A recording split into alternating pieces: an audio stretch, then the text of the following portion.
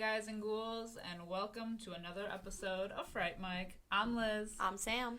And today we're going to be closing off our first month of the new year for Traps and Twists months. We're going to be... Traps? Yes. And we're going to be trapped in a room. An escape room. An escape room. That's right. We're talking about Escape Room from 2019. All right. Escape Room came out in 2019. Seems like decades ago. Fun fact, we were both in an escape room called The Theater. One that came out. Yes.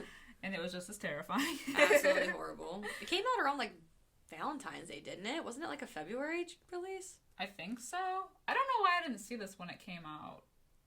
I remember wanting to, but it was, like, I heard mixed things, and I'm always a little, like, skeptical of PG-13 horror movies. I was just gonna say that. It wasn't a PG-13, and I feel bad because some of the best movies, like Insidious... Yeah.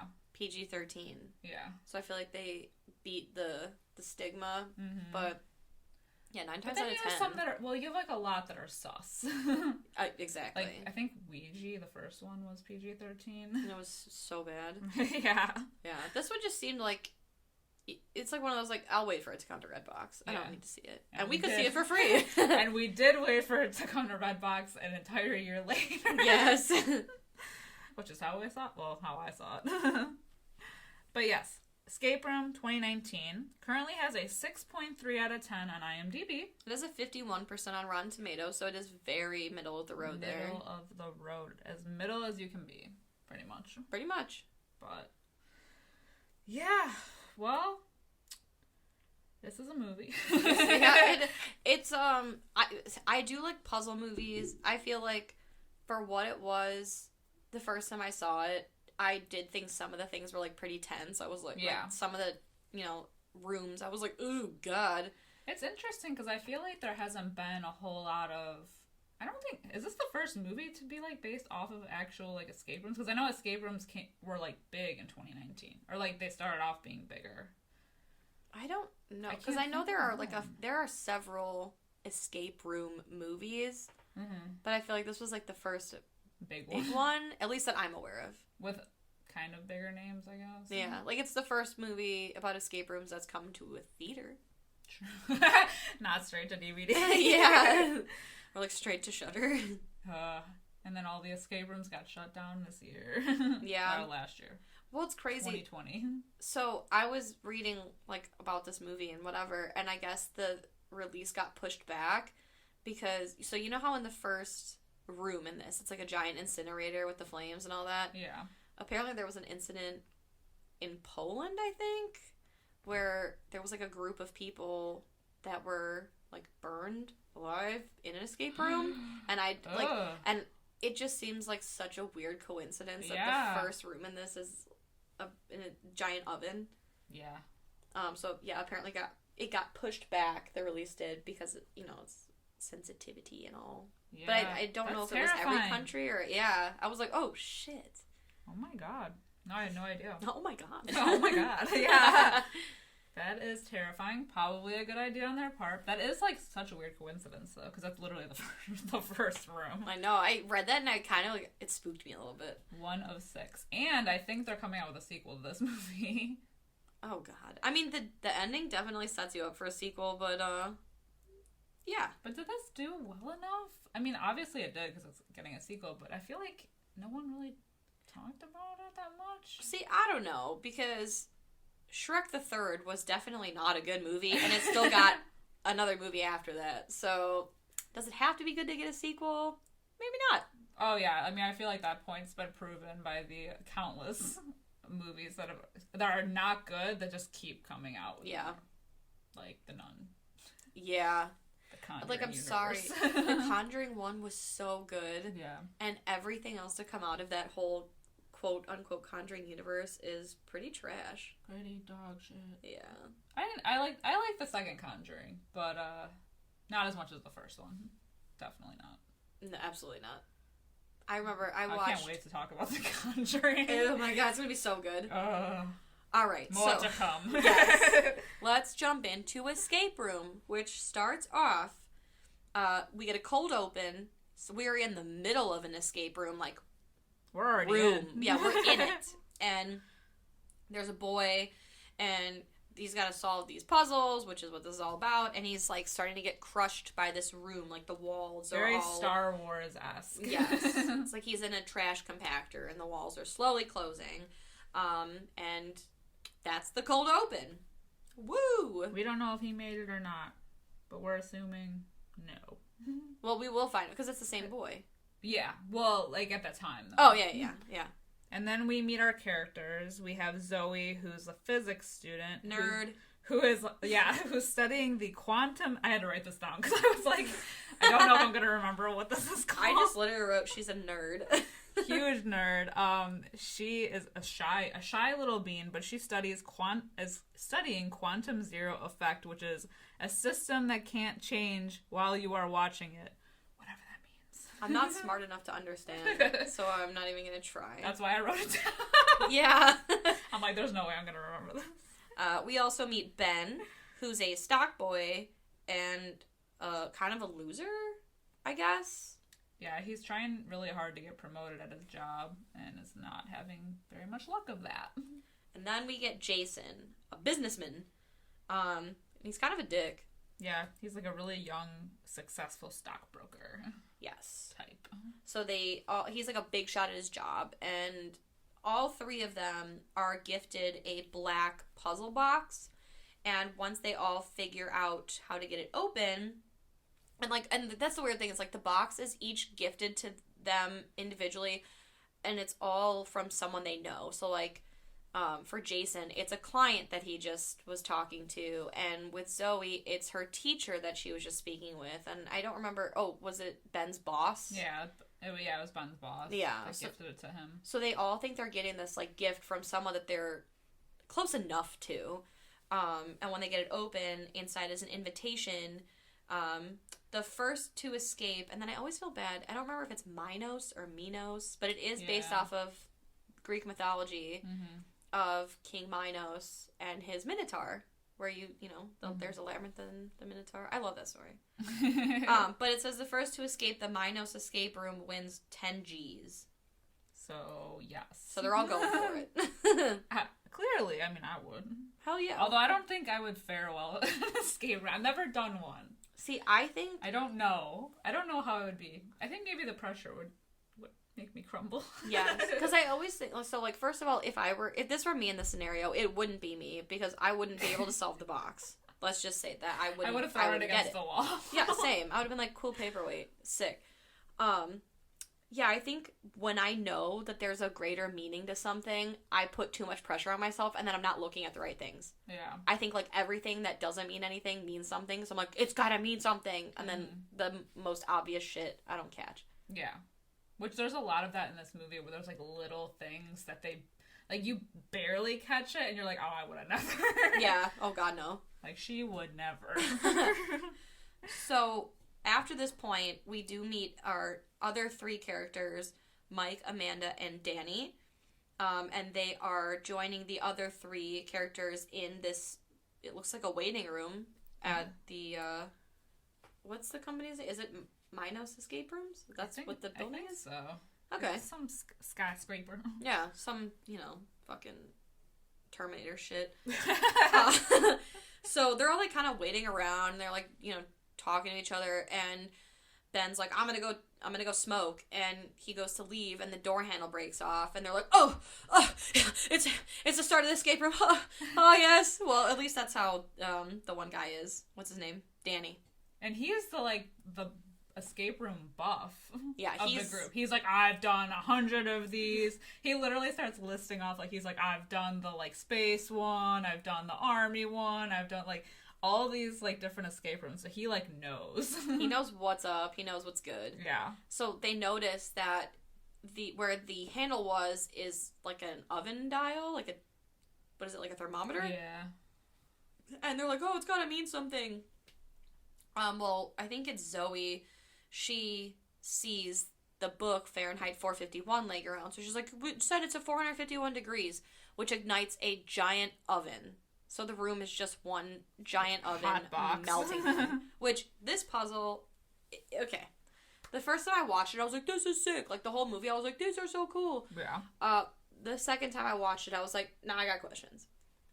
This puzzle. So, basically, how they get out, they essentially notice there's a sign, and all around it's like the magazines are, you know, like sent to Dr. Wu Tan Yu, and like there's all these clues, and one of them says like Dr. Wu Tan Yu says something about like instructions, or I don't even remember. Yeah, I don't remember what it said. But Zoe notices on the wall it says like, oh, you know, use coasters or something. Yeah, with the water bottles. Yes. So they figure, and Amanda, who was freaking out in this oven because we find out she was in Iraq and she is the only survivor from this was it an IED? Yeah, like an IED bombing. Yeah.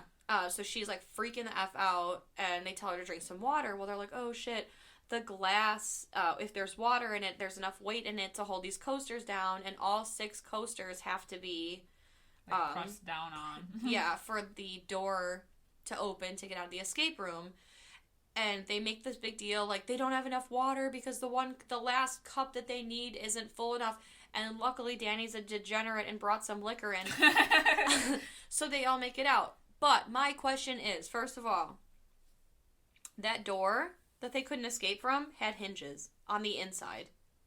I didn't even notice. There was one time I got locked in my own bedroom, and I was the only one home. And luckily, I had a screwdriver under my pillow because I'm afraid of people breaking in, and my window's ground level. So I was able to escape from my room by taking the door off its hinges and like kicking it free. Look at you being like hey, crafty. You got it. So I was like, what? There are 6 people and numerous objects for them to take that door off the hinges. Why would they not? Also, with the coasters, they're freaking out because they don't have water. There are so many heavy objects in that room. Yeah. Why wouldn't they just figure it out? Like, put a book on there. Break a leg off of a piece of furniture and put it on there. Could have. What if she hadn't noticed the Fahrenheit 451 book and started the oven? I don't know. See, that's the thing about these escape rooms. What if you're too stupid to start the process? That would have been awesome. Yes. We would be sitting in that waiting room 6 hours later. Like, goddamn, where is somebody gonna come? Is someone coming? There's something they're not telling us. I know. Like, there has to be something. There's gotta be something going on. But she set off the chain. I know. Of events. This is what happens when you're too smart. You start shit on fire. Yeah. And I get, like, the trauma that, Amanda's character, I mean, obviously I don't get it, but, like, she, like, was, like, tweaking right off the bat, you know? But, I didn't even notice the hinges. Yeah, I saw it, oh my god, not right away, because I didn't see it my first time watching it, but, like, the second time, just because I've seen it, so I'm like, oh, I know what happens. I'm like, oh, hey, wait a minute. Like, yeah. You idiots. You idiots! Whatever. So they make it out. They do make it out. Yippee for them. And now we're on to room number 2. Which I actually kind of loved. It's not my favorite, but I did like it better than the oven. It gave me, it gave me Friday the 13th vibes. Or, For like, sure. Evil Dead vibes, because they end up in this, like, cabin, like, kind of like a rundown cabin with, like, all this, like, shit in it, like, random shit. So very Evil Dead-esque. Yes. Which the transition shot from oven room to cabin was so dope, because the oven, like, goes off just as they make it, and this fireball comes through, and the fireball goes through the vent that they're crawling in, and then it turns into, like, the fire in the fireplace at the cabin. Ooh, that transition. Oh, bitch. I was like, ooh! That's where they spent their money. Yes! That's the budget, folks. Yeah, so they're in this haunted cabin. Yeah, so we also learned that they're trying to, like, figure out, obviously they're already rummaging through this cabin, freaking the fuck out, because they're realizing that this whole thing is, like, real. Like, they're actually in danger. Before it was like, oh, okay, it's just, like, a fun little thing that we can do, but, like, no, they're actually, like, fighting for their lives. The only person that doesn't believe fully that they're in danger is Danny, the one who's done the escape rooms before. Because he's done them so much, like, he's like, there's no way, this is, like, what they want you to think. Whatever. Yeah. So they make their way out of the cabin into this, like it's, like, basically looks like outside, but they're still inside. But it's, like, a snow-covered, like, landscape. the floor is ice. It gave me, like, Hunger Games Catching Fire vibes. Yeah, very much so. Yeah. But it looks like they're outside. It reminds me of Jason X. Exactly. That's what I'm saying. Exactly. Like, it's like a, what is that called? Like a holodeck. The holodeck. Yes, I was just gonna say that. Yeah, so they're outside. It's like freezing. So they're like literally going from oven to cold. So while they're trying to figure out... Oh, first of all, we gotta talk about... They had to break a code to get outside. And this is when we start to, like, slowly realize that, like... So Amanda with the IED was supposed to get triggered by this heat room. And now the code for the door was Rudolph. Because we get a flashback of Ben... And he was drunk driving, and they were singing Rudolph the Red-Nosed Reindeer. So they get out of the room that way. And they're, like, looking around. They find one jacket, a fishing pole, and, like, a weight. And so they're supposed to, like, they basically, like, figure out, Zoe finds, like, a little magnet thing or something. They basically fish out a giant block of ice covering a key that they need to get out. To the next door. Yes. And because it's in this cube of ice, they want to use, like, Ben's lighter from his cigarettes to kind of, like, cheat. And so he's like, you want it? Come get it. He throws it. It skids across the ice. Exactly. Douchebag move. So Danny, of course, is like, I'll get it. He grabs the lighter and immediately just falls through, like, a hole in the ice. And R.I.P. Danny. We do not see him ever again. That's our first death. It's like a dark Willy Wonka. It is. Also, why didn't Ben use his lighter to, like, set something on fire to warm them up? I know. Well, why didn't you think of that sooner? Yeah. So they basically, what they end up having to do is because they have one jacket, somebody wears a jacket and has to, like, use the jacket and their body heat to melt this block of ice. So they're all taking turns, like, putting their hand on the ice to use that body heat to melt it. Yep. Which takes forever.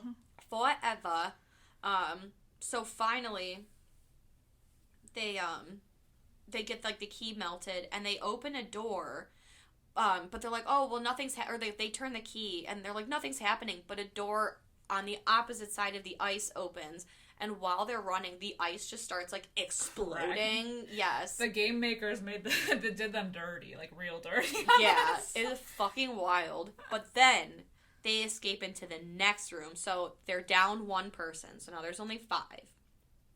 This one was cool. This room is my favorite room, hands down. It is a billiard room, but it's all upside down. Again, we're slowly piecing together. Zoe, she had an incident in her past where she was a plane crash survivor, and so, like, all of her memories are from her hanging upside down. So this is to mimic, like, her being upside down in the plane. Yes. This one is so fucking cool. It is cool. It's like there's an inverted bar, and they see that there's like an elevator with and a door with no knob, so they're trying to, like, kind of frantically find the knob, which they realize is in, like, the safe. Which is in the bar. But everything is flipped around, so it's, like, chaos. And then there's a jukebox playing, what is that song? Downtown. Yeah. Things all big right when you're downtown. And every time it starts, like, over, a part of the floor drops out. Yes, which is so fucking crazy. Yeah. And it's like an obvious, like, elevator shaft, essentially, like, below. Which they rigged. Yes. So they all have to, like, basically, like, monkey bar their way across this room, or, like, you know, find ways to stay off the floor. I don't know, man. This was cool. This was tense. Yeah. So they end up figuring out the combination of the safe because they figure it out via a slide puzzle. And they're like, no, it's not working. But I still don't understand that slide puzzle. God, no. It does remind me of, like, Chuck E. Cheese, though. Or, like, the McDonald's play place. Yes. Yeah. So once they figure out the code, they're like, oh, it's not working. And Zoe's like, oh, well, because the room is upside down, maybe the code is reversed. So then they try the code in reverse, which opens a safe, which, because it's a billiard room, the 8-ball is the doorknob, right? It's the 8-ball? Yeah, it's the 8-ball. So Amanda gets it, puts it in her pocket, but then the last, right? Isn't it the last, like, floor piece falls, Yeah. but they're all, like, safe up by the door. Right. So, like, Amanda's across the room from them. And it's, like, really tense because most of them are, like, hanging off the walls. And they reach a ledge to, like, safety. But Amanda needs to, like, she's the one with the doorknob and needs to get it to them. And unfortunately, because of their, like, lack of timing or time that they have left, Amanda has to get across the room. So she decides to just kind of, like, monkey bar her way over, but realizes that she, like, drops the 8-ball onto the last remaining floor tile. Because it was in her fucking pocket. And it was in her pocket the whole time. Ugh. And it drops, and she goes down and realizes it's about to fall and tosses it up to Jason at the last second. Which, thank God, he catches it, first of all. Yeah. But she ends up, like, the floor falls, and she grabs onto, like, a phone, like, the phone that kept going off before the song was playing.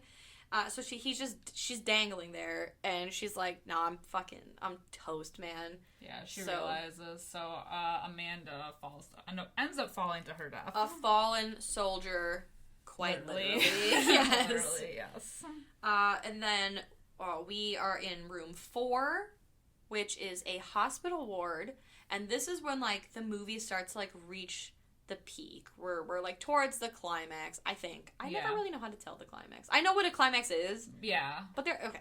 So well, we learn more about the characters than we ever have. Right. Everything else has been kind of subtle up to this point, other than, like, the flashbacks that we see. So we essentially find out, because each player of the game, each of our main characters, they all have a hospital bed from an accident that they were in.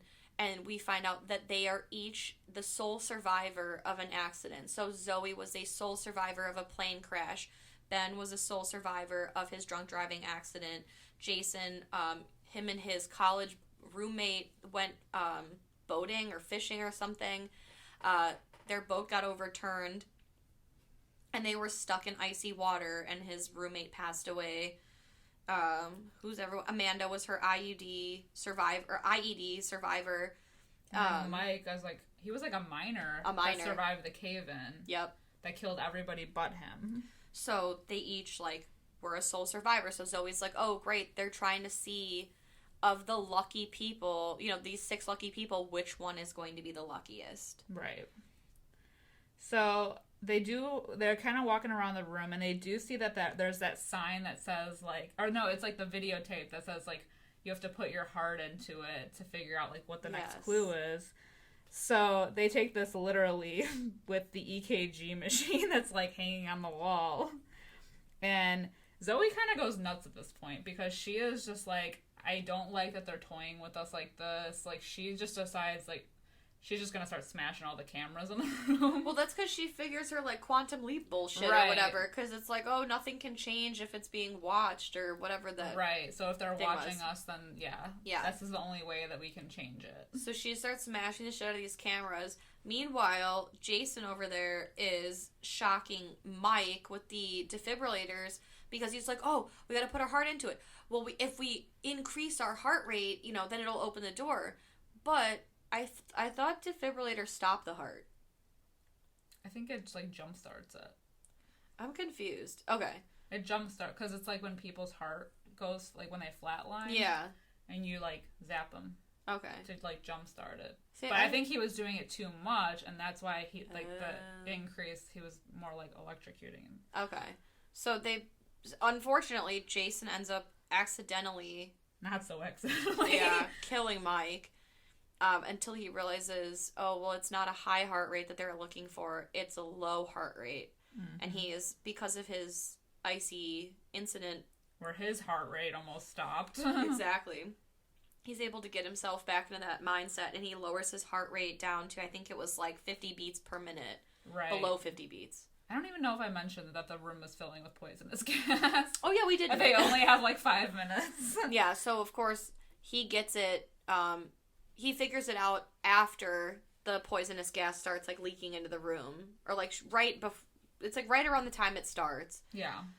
So Ben and Jason escape into the next room, and Zoe's like, go on without me. And we just see her, like, smash the last camera and then pass out. So we assume that she's dead. Yes.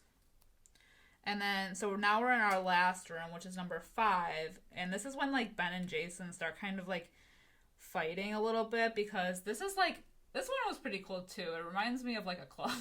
Yeah, it reminds me of Monkey Bone. Yeah. It's, like, an optical illusion room. It, like, has those, like, the swirlies everywhere. Mm-hmm. Like, the black and white swirlies. And it's super dark and, like, super just, like, what's the word? Like... I don't know what the word, like it's like funky, it's like distorted, yeah. Like just really like ugh. And but they realize when Ben and Jason are kind of like fighting, because now like Ben kind of suspected that Jason was kind of like suspicious to begin with, because he's like wondering like, well, why were you the only one alive, you know, with you and your friend, you know, the friend that passed away in the boating accident, like did you actually kill him? Like, were you actually lucky? And he said, survival is a choice. Yes. So he killed his friend. So he didn't survive by luck. He survived because he's an animal. And he took his parka.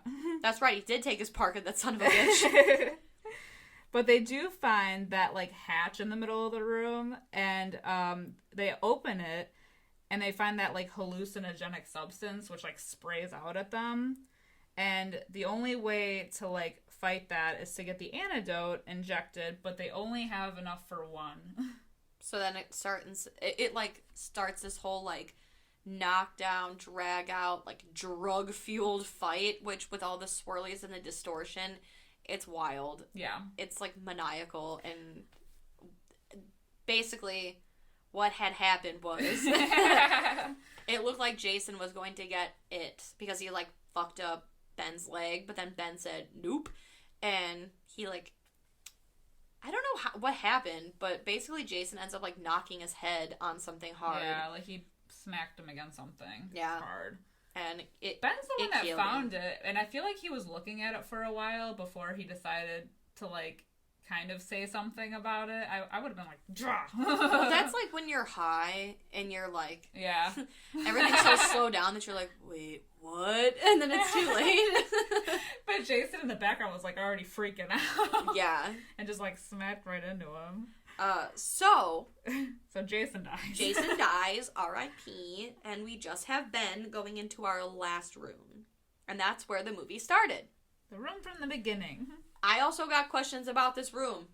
May I just say? Yo. So the whole room is like, it looks like an old library of sorts. There's a fireplace. There's all these books, whatever.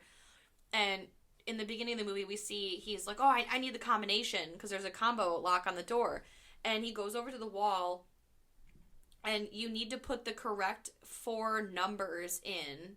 And like each number is on like a little pin that moves along a track. So you have to pick the correct 4 and put them along their track in the center. He wasted so much time figuring out what the combo is, but he didn't need to, because if you look, like, each number is on its own separate track. Yeah. So, unless they all go to the middle, he didn't even need to bother, because why would they make all of them go... I mean, I don't know. Yeah. That was my question on this. I was like, well, they're all on their own separate track. Like, yeah. It would make sense that only 4 of them would go to the middle, but because it's so, like, windy, you know, like... Plus he ends up escaping through the fireplace anyway. Yeah, that was cool. Yeah. Which is what we didn't see from the beginning, which is why we assumed he got smushed. Exactly. But he ended up getting out of it. I forget how. He saw something. Yeah. Some sign, some smarty pants sign. And he took a shield and put it against the fire and ducked into the fireplace, and then it pushed him out into the end. The end. Which is not really the end. It's never the end. No. So he gets to what is seemingly the end, which looks like a giant warehouse. And we also find out while this is happening, like while he's pushing his way through the fireplace, that Zoe actually did survive the poison gas debacle. Yup. By using one of the oxygen masks that was hanging on the wall in the hospital ward, and she ends up fighting the cleanup crew, which I know I said in Cube when we were talking about Cube, the cleanup crew. This movie actually does have a cleanup crew. They show the cleanup crew. I'm just happy for that. But she ends up fighting the cleanup crew of that room to get like a little bit more information. Meanwhile, so then that cuts away. We go back to Ben, who ends up meeting like the game master guy, who's the creepy rapist from A Girl with the Dragon Tattoo. I was gonna say, I know that voice and that face. It's like so smarmy. So smarmy. So disgusting. I had to look up who it was, but I'm like, oh, his voice sounds so familiar that I was like, oh my god. But he makes it like a competition to bet on the winners of the whole thing. This is just like the Hunger Games, I swear. It is. But it's like the Hunger Games meets like Cube. It's the Hunger Games meets Cube. That's what it is. Yeah. But it's all, and he like explains not only is he are they like betting on who's the luckiest, but it's a different theme every time. Like it's Soul Survivors this time. Next time it's gonna be, I don't know. Yeah. Sheep. I don't fucking, you know what, you get it. Either way, the players of the game have something in common that like no one else does. Yeah, exactly. Crazy. But either way, he still wants to kill Ben because Ben has seen too much. He knows what's going on here. And he doesn't want him to reveal the secret of the organization. Just like they say in Cube, they're gonna blow the lid off this thing! So, Zoe and Ben end up, because Zoe comes back, and they end up fighting the game master, and they end up killing him. And then we just kind of see them kind of pass out. They wake up in the hospital. But Zoe's, like, determined to take this organization down. She's really come a long way. From the shy little bean that she was until now. Like, she's just, like, completely determined to take the system down. She's like fucking Beyonce. She's a survivor.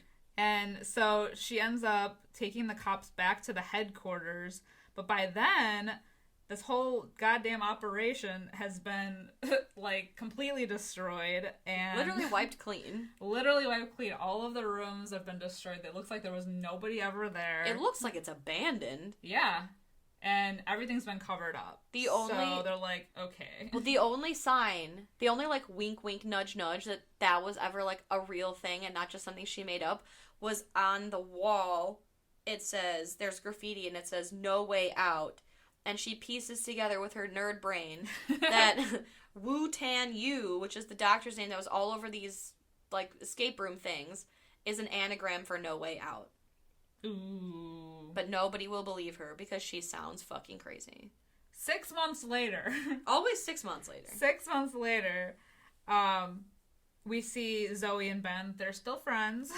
They are out at lunch, but she's reading about these, like, fake articles that were printed to, like, talk about those who they have lost. So it has, like, Amanda and Jason and all of them with these, like, fake stories, like, to cover up their deaths.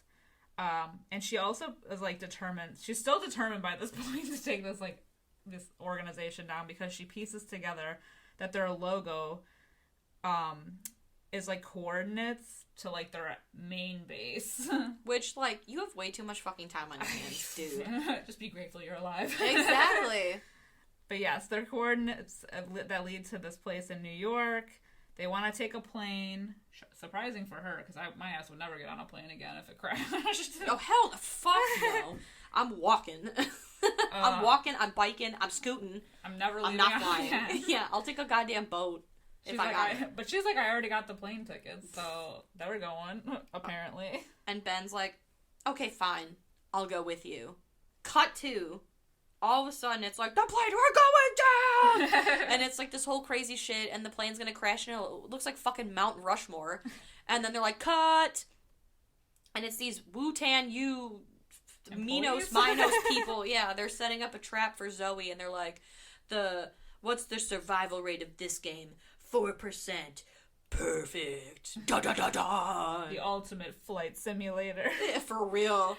So these people are, like, out to get everybody, I guess, is what we learn. Yeah, they're just a bunch of fucking scumbags. You never know what's real. It's like the Matrix.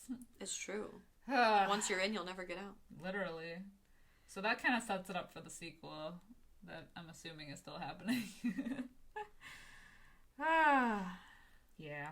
Yeah, It's a wild ride. Mm-hmm. It was. Like, I've seen it twice now, so I knew what to expect going in the second time.